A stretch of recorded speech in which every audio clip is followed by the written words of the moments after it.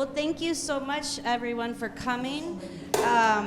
This is the launch of a project that we are so excited about at Coptic Solidarity, CoptWatch. It's really the brainchild of one of our best and brightest interns, Mark Basta. He also was able to redo our internship program to bring us the capacity to basically create this project. I don't want to say a whole lot about it because that's why we have our team here to explain it, but I think one of the most important things I could say about CoptWatch is that since this organization was founded in 2010, we have had a lot of anecdotal evidence, and our advocacy is constantly sharing these individual stories, individual incidents, and it's been nearly impossible to keep that information updated in a way that is accessible to everyone who needs to use it, whether that be legislators, journalists, government officials. And so, documentation and having that information that is irrefutable as opposed to anecdotal is one of the most important things that we can do as an advocacy organization. So for that reason, I realize that we're going to be able to have much greater accountability with the Egyptian government and with those who fund the Egyptian government or from the US and many other areas. So I think for many reasons, which you're going to hear about from our team, we are just super excited for the launch of this project. I also would like to thank those who came as our reflection panel. I know that we're going to get a lot of good feedback from a variety of perspectives, which is super important for these types of projects. So with that, I would like to bring up Mark Basta, who's going to introduce the team as well as the project. This is just for the camera, so okay, cool. It's not amplified. Okay, yeah, that's what I thought.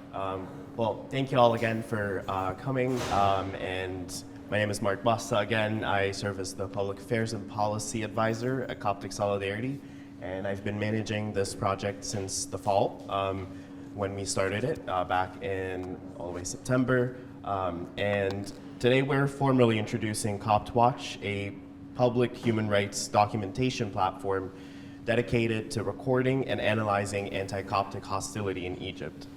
I want to emphasize from the beginning that CoptWatch is not just a website or a repository. It is not just a list of incidents.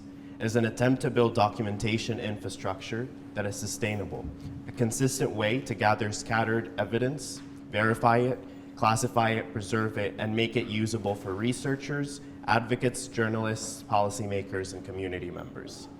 So with that, I'll first have some opening remarks from Mr. Garnet Guinness, who is a member of the House of Commons of Canada. He's been a longtime advocate for the Coptic community, and we talked with him about the project, and he wanted to share some remarks from Canada.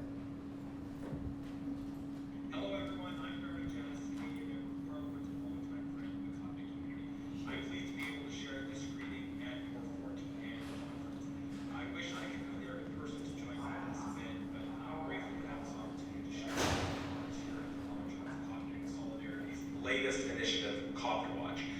Throughout the world, Christian communities such as Coptic Christians.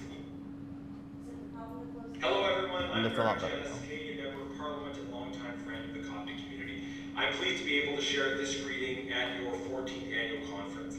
I wish I could be there in person to join you at this event, but I'm grateful to have this opportunity to share a few remarks here at the launch of Coptic Solidarity's latest initiative, CoptWatch. Throughout the world, Christian communities such as Coptic Christians in Egypt are facing persecution for their religious beliefs. History has shown that injustice prevails more easily when an issue is undocumented and unseen. Documentation is a crucial measure to ensure accountability. A methodological documentation transforms individual experiences into evidence that can be used to create records that drive recognition and that drive action. This is also very significant in the advocacy sphere. Policymakers such as myself, international organizations, governments, and the public are more willing to act and to respond when there is credible evidence to turn to. Detailed documentation of social hostility cases provides advocates with real information needed to raise awareness and promote justice. Documentation in research is important. Reliable information allows researchers and analysts to find the root causes of problems to be able to eliminate them more efficiently. It is also a way to preserve memory. Every single incident represents a story affecting a person, or many, and deserves to be recognized and acted upon. By collecting and recording these incidents, we are doing more than just building a library of data points. We are ensuring that the stories and experiences of those who have suffered have a chance to be heard and have a chance to make an impact. This documentation becomes a testament of ongoing crimes and injustices. It becomes a tool to promote meaningful action. Evidence alone will not solve these problems, but a lack of evidence will most certainly be a barrier to meaningful action being taken. This kind of methodological documentation serves as a basis for an impetus towards meaningful action. So I'm excited and hopeful for the impact that CoptWatch will have, and I wish to extend my congratulations to Coptic Solidarity on all of their hard work and on the launch of this new pivotal project. I thank you again for being here, and I wish you all the best in the continuation of this week's conference.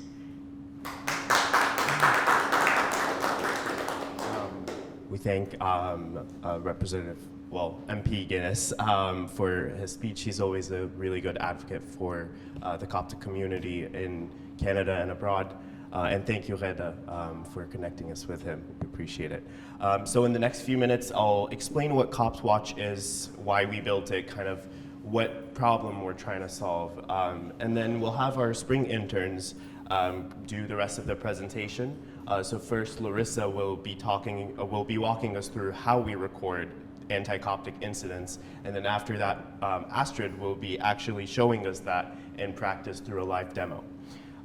Before the presentation, I would like to give a special shout out to our fall semester's interns, Carlos Abraham, Autumn Hunter, and John Sadowski for their essential contribution to this project's methodology and research, and we're recording that, so we'll make sure to send it to them.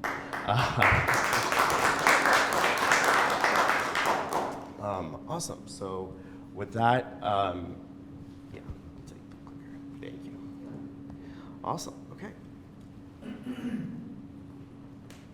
Okay. So I already introduced us, and awesome. So CoptWatch documents and analyzes anti-Coptic violence and discrimination in Egypt to support public awareness, policy engagement, and accountability. There are three important components to shape this mission. The first is to document. Many anti-Coptic incidents are reported in fragmented ways. A local article here, a social media post, an NGO report, CoptWatch really tries to bring together all of these things in a transparent and systemic way in front of the audience. The second is to analyze. Once incidents are organized consistently, we can start asking better questions. Where are the incidents concentrated? What forms do they take? Are there certain biases or certain traits that increase the likelihood of facing anti-Coptic hostility? These are all questions that we can answer possibly with having such an infrastructure. The third is support. CoptWatch is meant to support advocacy, policy engagement, research, and accountability. So in many ways, while it could support advocacy, making it more informed, it is also going to be a helpful tool for policymakers and stakeholders to have a more informed opinion, a more informed view of what is actually happening on the ground, instead of just, again, having fragmented reporting. The methodology is built around three layers. First, the conceptual work, the conceptual framework. What exactly are we documenting when we say Coptophobia, or anti-Coptic hostility, or Coptic violence, or discrimination? Second is the methodology. How do we decide whether a reported incident belongs to the database? How do we evaluate the sources and verify them? And how do we classify them? The third is the database codebook, which essentially informs us what fields are necessary and relevant to include in a report for an incident. This matters because a clear framework and codebook avoid anecdotal statements. With a consistent method, this can become a larger part of the evidence presented on human rights documentation. The problem that CoptWatch addresses is not only trying to prove that anti-Coptic hostility exists. It does exist, but we are dealing with a very severe underreporting problem for in Egypt. In more than a decade, there's been more and more restrictions over the voice of civil society, advocacy, and even private reporting coming out in a lot of issues, including issues that cover anti-Coptic hostility. A lot of the reporting come from community sources or individuals that just make a post on social media. And being able to track those things and identify cyclical reporting or verified sources is a very important way, and sometimes the lack of that makes our case harder to present.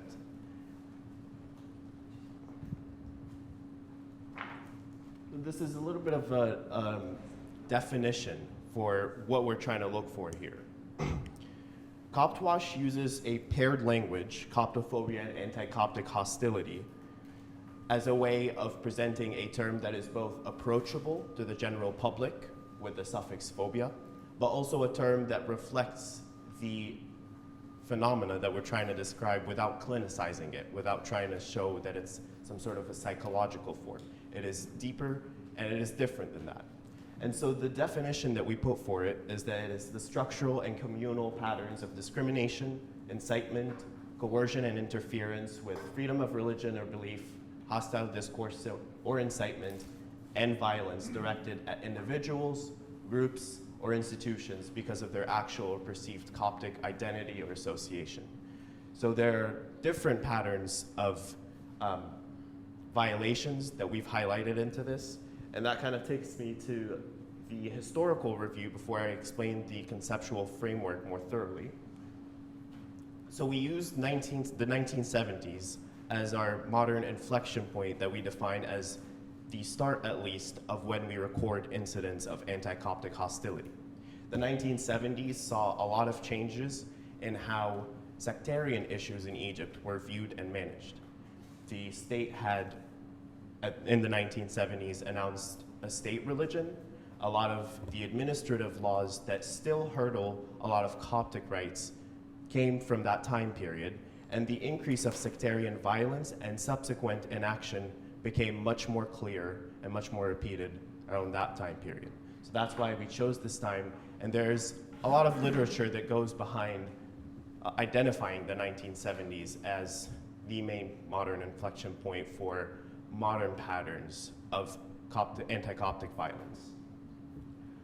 There's several theories and several frameworks that we try to use to identify and frame anti-Coptic hostility. And that is to say that in a big way and in a significant way, it is religious persecution, but it also goes beyond just a religious issue. It's not just because that person is Christian.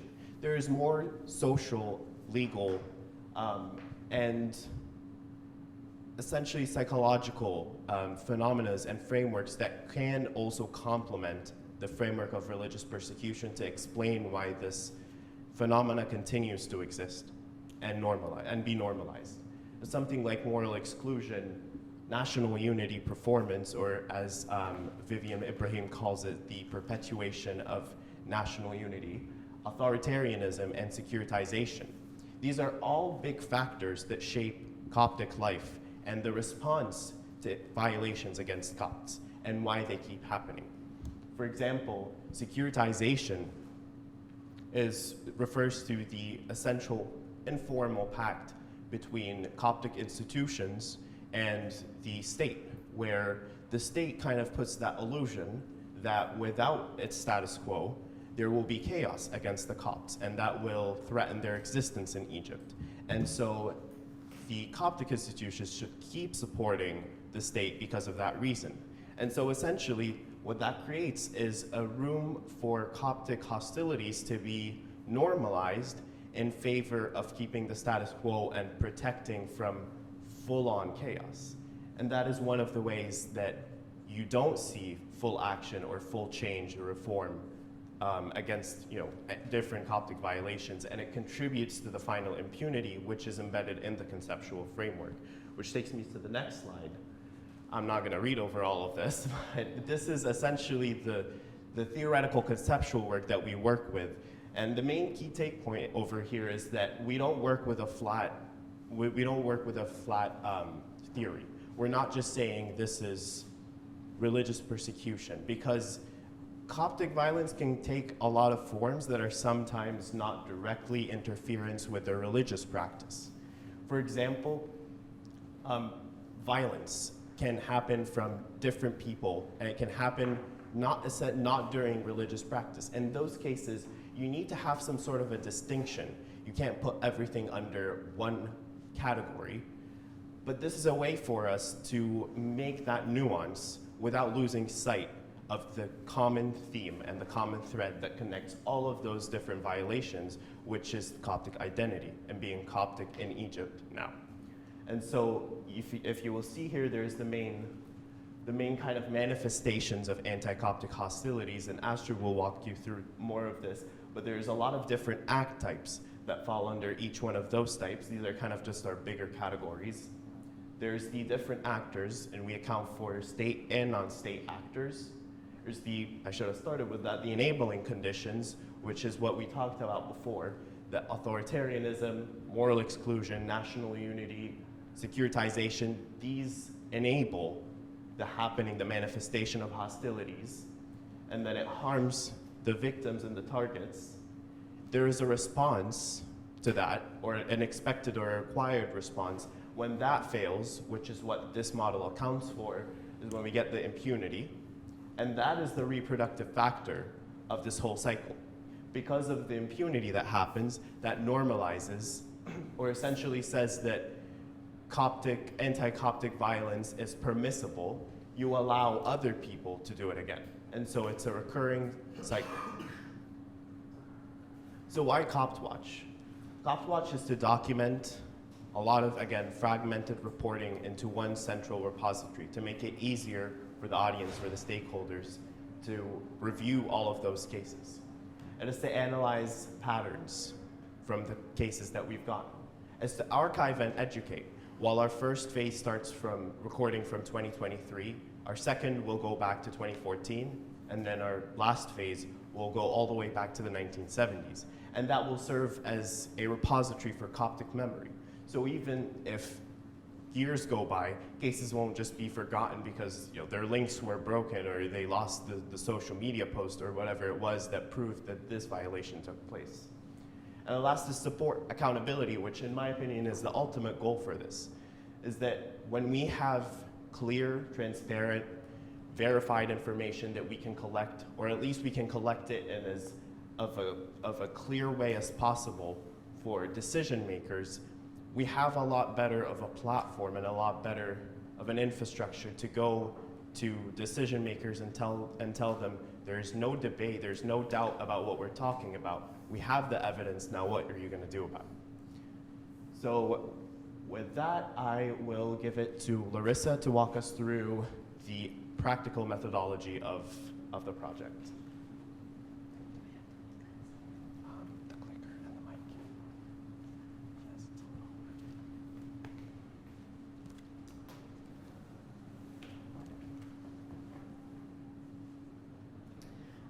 Hello. First, I will be addressing how CoptWatch actually records anti-Coptic hostilities and what is the methodology that is used to present this. First is we have to ensure that there are no bias motivation indicators to ensure that we aren't just recording something just because an individual is Coptic, but rather use a dual framework that was created by Frederick Lawrence that is a foundation for hate crime laws. The first model is the Analyst model, which represents hostile expressions. And then the discriminatory selection model is used to ensure that the person that was targeted and is a victim was actually targeted because they're Coptic, and this event wouldn't have happened because of their Copticness. But if the person is not targeted because of being Coptic, then it's not recorded at all.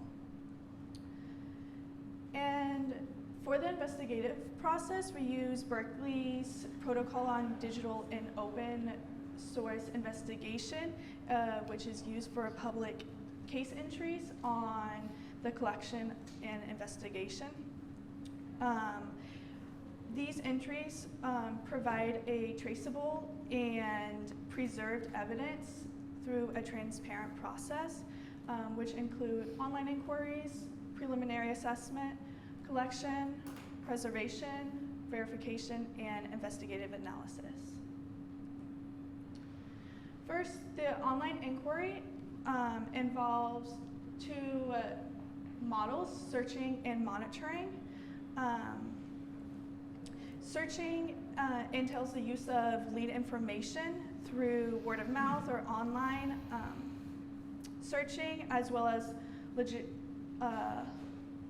logistical assessments deduced from temporal and local context, while monitoring uses keywords like and hashtags through websites and both English and Arabic to encompass a wide variety of sources.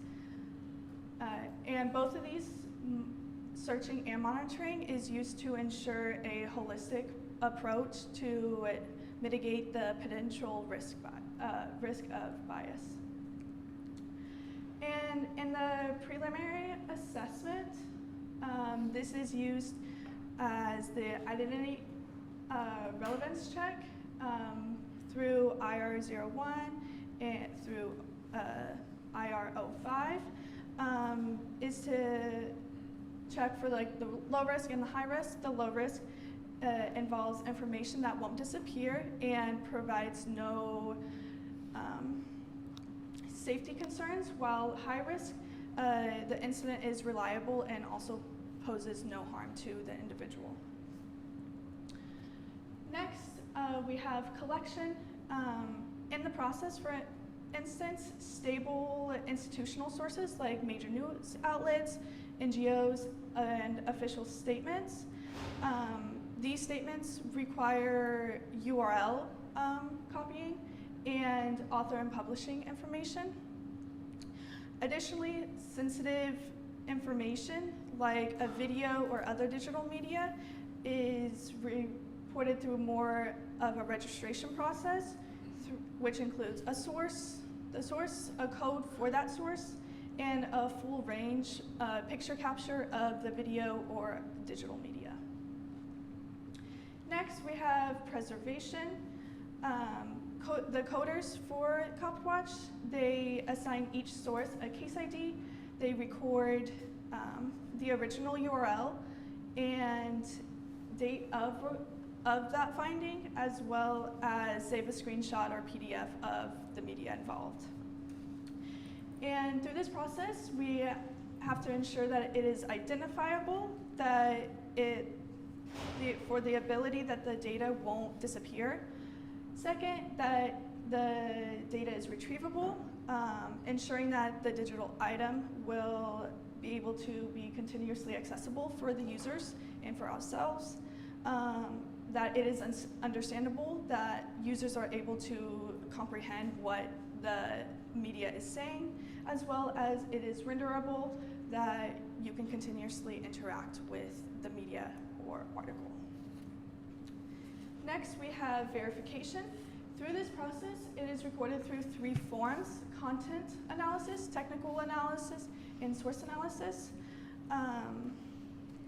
Content analysis assesses whether there is internal consistency and external corroboration to ensure that the facts are verifiable and the event actually happened.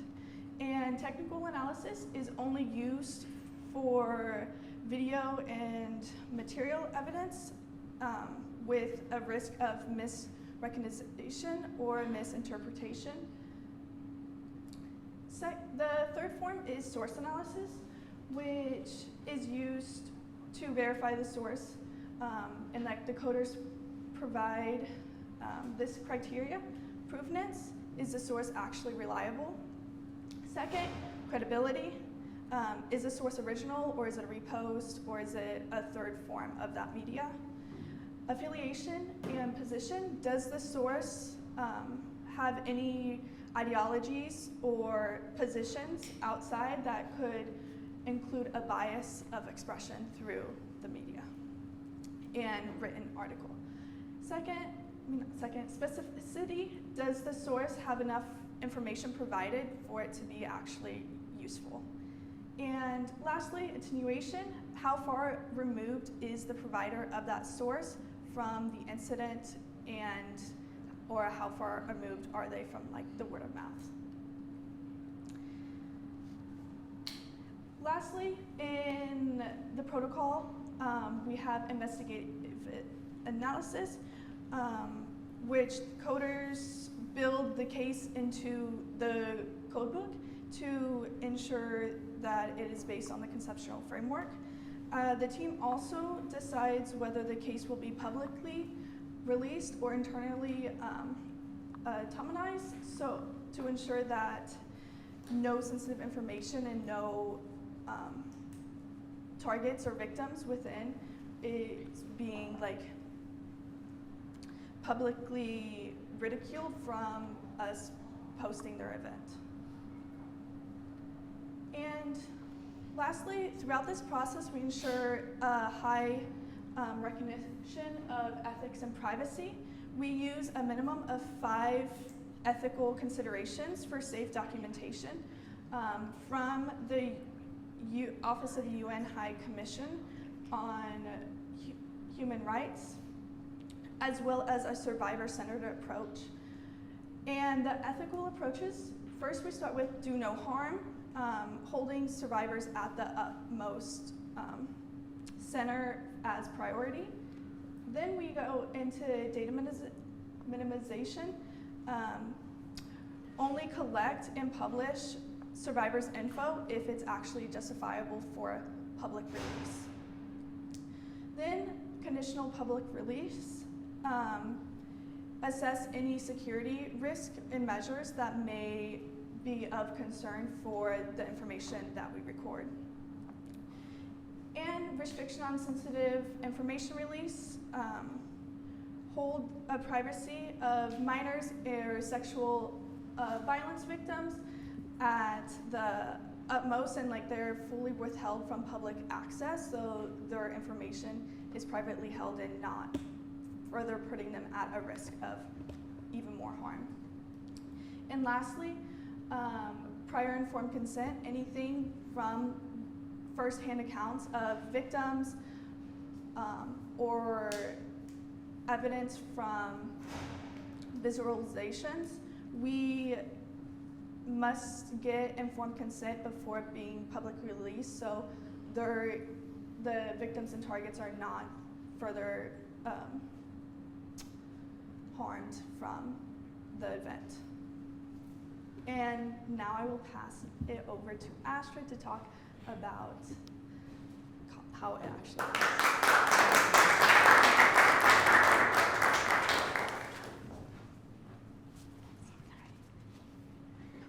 Hi everyone, I'm Astrid, and I will walk you through an example of how we actually record our cases. I will explain the manifestations of anti-Coptic hostility that Mark was talking about, and also the unit of analysis in our data model and its specific fields that make up our database, so our variables.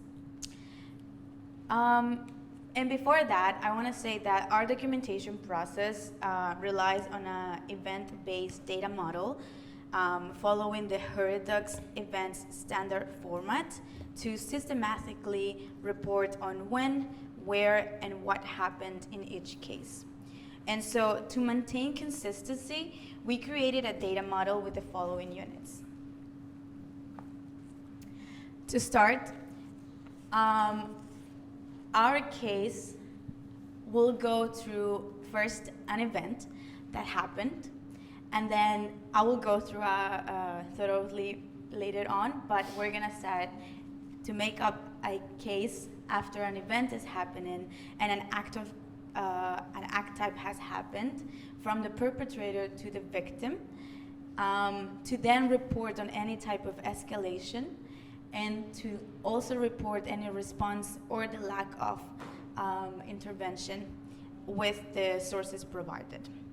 And so our data model is adaptive and also serves to investigate and document every reported event. And so I want to make 3 distinctions in here, and it's that an event is the primary unit, a bounded occurrence in time and place involving at least one act of violence. A case, as I mentioned, refers to the process and verified event, so as a whole. And an act is the single action within the event. And the escalation, it is not apart from that, it is linked as a soft recorder that develops beyond the initial act.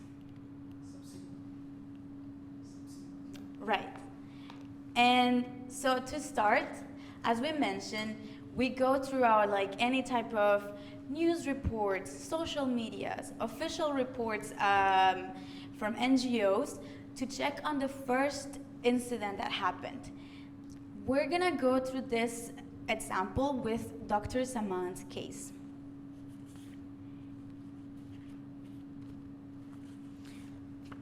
As we all know, Dr. Saman, a 37-year-old Coptic scholar, the event began in October 2025 when masked forces entered his home to arrest him and take all of his scholar's resources. It escalated to a secret trial in December of 2025 and a sentencing to 5 years of imprisonment with hard labor in January of 2026. And with the appeal that he did being denied in February of 2026 of this year. And you will be thinking, so how do you actually record this story into our database? Well, we first start with the case summary of it, or the event fields. What happened, where, and when. We start with the case ID. The first 2 numbers is of the year of when it happened, with the 3 last is the numbers of when we recorded it. And then we continue with an event title. In this case is Scholar Sentenced in Secret Blasphemy Trial. The reason we do that is because in the future, it's gonna be an easier way to filter out what we're looking for. Then we have a short event summary, a start date and an end date. As you can see, at an end date, we created a non-applicable, as this case is still ongoing. He's still remaining imprisoned. We have the location, specifically by governorate, but also by district and town, and the event status as ongoing. We know we flag this type of cases as we continue to get information, we can continue to update it. This is very important since you can ask questions such as what governorate has the most violent incidents, for example. Then, as we were talking before, I think it is also important to understand that anti-Coptic hostility takes multiple forms. And so CoptWatch disaggregates this phenomenon into 4 manifestations. As Mark talked before, we have coercion and freedom of religion and belief interference, discrimination, hostile discourse and incitement, and violence. In this case, I added an asterisk in there because the first manifestation in Dr. Saman's case is coercion of freedom of religion and belief interference. And after the first manifestation, we have act types, all of them under each manifestation. These are only a few examples. We have a longer list, but we weren't able to add it all. But as you can see, we started with blasphemy charges for what he was doing. And then we know that there's an escalation that continue under the violence manifestation as torture, because it's been reported, and also as an arbitrary arrest and detention. So after that, we also record victim and target. So who was harmed? We have variables such as target type, which can be classified as individual or institutional. Individual happens when it's a specific person or multiple people, but institutional happens when it's a church or any type of groups related to Coptic. We have their name, sex and or gender, age group, the denomination, and then we have other categories to know also what happened to the victim, which in this case is number of dead, number of injured, number of abducted, disappeared, and number of arrested and detained. This is extremely valuable for us, as when it comes to any type of a statistical analysis, we can ask specific questions, such as if there's any type of violence that only happens to women or only happens to men, or if there's any type of denomination that suffers more incidents, violent incidents, than the rest.